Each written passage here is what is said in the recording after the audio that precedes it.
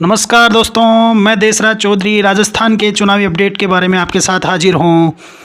तो आज बात करेंगे, राजस्थान में एक बड़ी चुनावी सभा हुई है प्रियंका गांधी की। तकरीबन 25,000 के तकरीबन उस सभा की भीड़ बताई जा रही है और उसमें कुछ बड़ी अनाउंसमेंट हुई हैं, तो उनके बारे में भी चर्चा करेंगे और उसमें क्या घोषणाएं हुई हैं और राजस्थान का चुनावी मैथमेटिक्स क्या कहता है उसके बारे में भी हम इसके बारे में वीडियो वीलॉग में चर्चा करेंगे। तो अभी जो है मैं राजस्थान की जो एक्चुअल डेटा है वोटर्स का उसके बारे में डिस्कस करूंगा। जो इलेक्शन कमीशन ने अभी जारी किया है, इलेक्शन कमीशन ने टोटल वोट्स बताएं 5,27,00,000, जिसमें से 2,52,00,000 वुमेन वोटर बताया है। तो इसका मतलब है वुमेन वोटर अपने आप में एक महत्वपूर्ण जो है सिद्ध होने जा रहा है। अगर अपन राजस्थान में 73% अगर पोलिंग मान के चलते हैं तो टोटल वोट कास्ट होगा 3,84,00,000।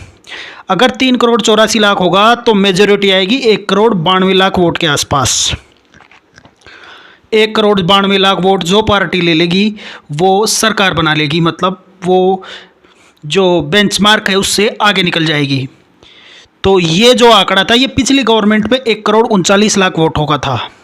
तो तकरीबन अगर मैं कैलकुलेशन करूं तो ये जो है 53 लाख तकरीबन वोट जो है 53 लाख तकरीबन वोट जो है ये अब की बार इन पार्टियों को जिसको सरकार बनानी है वो पिछली बार के मुकाबले ज़्यादा लेना होगा। पिछली बार 1,39,00,000 में सरकार बनी थी, इस बार 1,92,00,000 वोट, उससे तकरीबन इसके आसपास जो ये वोट है ये चाहिए। तो इसके लिए सबसे महत्वपूर्ण जो वोटिंग पैटर्न है उस पर जो कांग्रेस ने साधा है वो वुमेन वोटर्स को साधा है। इसके लिए आज राजस्थान में उन्होंने 2 बड़ी घोषणाएं की हैं।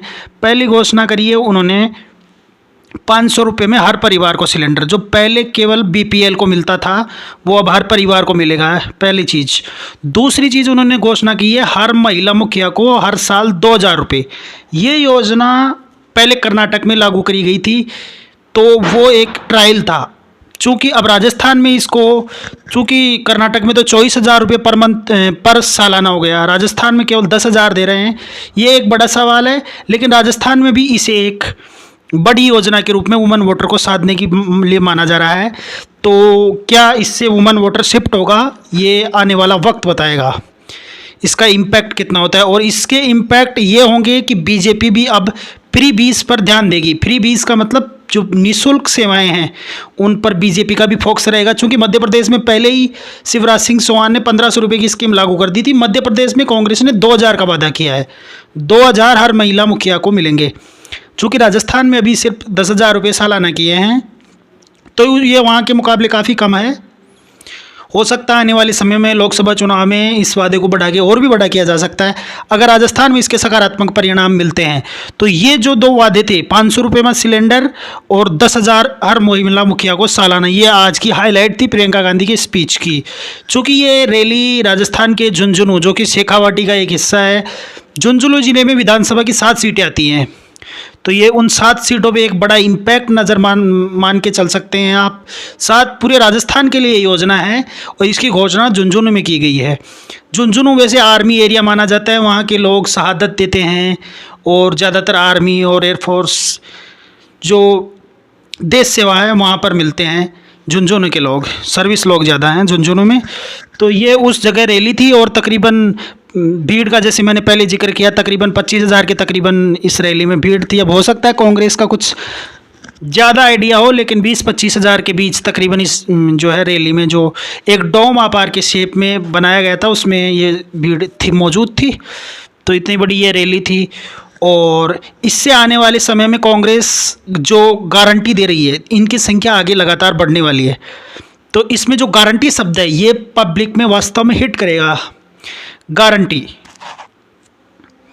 चूँकि पहले केजरीवाल ने ये इजाद किया, फिर पंजाब में भी इसका इम्प्लीमेंटेशन हुआ और कई स्टेट ने भी इसको फॉलो किया, तो जो गारंटी है ये वास्तव में एक इम्पैक्टफुल तो होगी। लेकिन क्या राजस्थान में ये इम्पैक्ट होगा? जो राजस्थान की परंपरा है चुनाव में सरकार बदलने की, क्या वो परंपरा बदल पाएगी? ये बड़ा इंटरेस्टिंग सवाल है। इस पर बहुत तगड़े तरीके से बहस होने वाली है इस चुनाव के दौरान। और बीजेपी अपना क्या रुख रखती है इन फ्री बीज यानी फ्री सेवाओं के बारे में, बीजेपी का क्या रुख रहता है? बीजेपी अगर कोई फ्री बीज की घोषणा करती है, चूँकि पहले बीजेपी फ्री बीज की घोषणा का विरोध करती है, हो सकता है वो आने वाले दिनों में कुछ अगर उनको नज़र आता है इसका इम्पैक्ट है तो वो भी कोई बड़ी घोषणा कर सकते हैं जो निःशुल्क सेवाओं से संबंधित होगी। चूँकि उन पे प्रेशर है, माहौल उनके खिलाफ जा रहा है फ्री बीज की घोषणाओं के बाद, तो हो सकता है वो कुछ घोषणा कर सकते हैं, ऐसी संभावना है। तो वो घोषणा बड़ी भी हो सकती है चूँकि मोदी और जो सेंट्रल जो कमेटी है वो फ्री वीज सेवाओं के एकदम खिलाफ है। चूँकि अब उनका अलग एक अपना मोटिव है।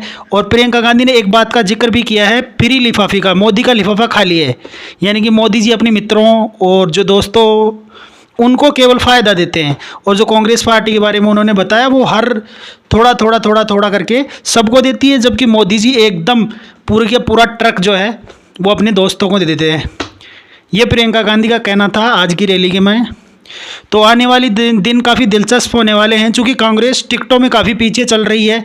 तो अब कांग्रेस को टिकटों के मामले में फ्रंट फुट पर खेलने की ज़रूरत है और टिकट पूरे वितरित कर देनी चाहिए चूँकि ये तारीखें काफ़ी नज़दीक आ रही हैं। 25 तारीख की पोलिंग है, तो कांग्रेस को इस समय फ्रंट फुट पर आगे खेलने की ज़रूरत है। और केंद्रीय नेतृत्व ने राजस्थान में केवल प्रियंका गांधी को अधिकृत किया है जो राहुल गांधी से ज़्यादा रैलियां करेंगी, चूँकि ये मॉडल पहले हिमाचल प्रदेश और कर्नाटक में उनका ज़बरदस्त चला है प्रियंका गांधी वाला मॉडल, तो वही मॉडल राजस्थान में अप्लाई करेंगे।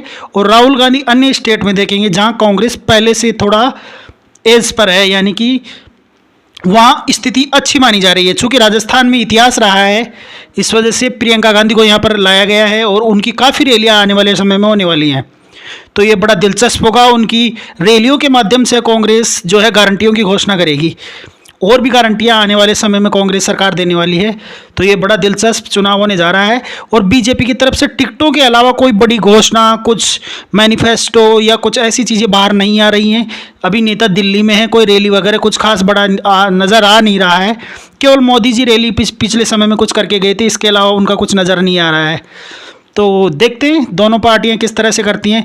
और हनुमान बेनीवाल जो है वो भी कुछ टिकटें अपनी घोषणा करने वाले हैं, आम आदमी पार्टी भी अपनी टिकटों की घोषणा करने वाली है।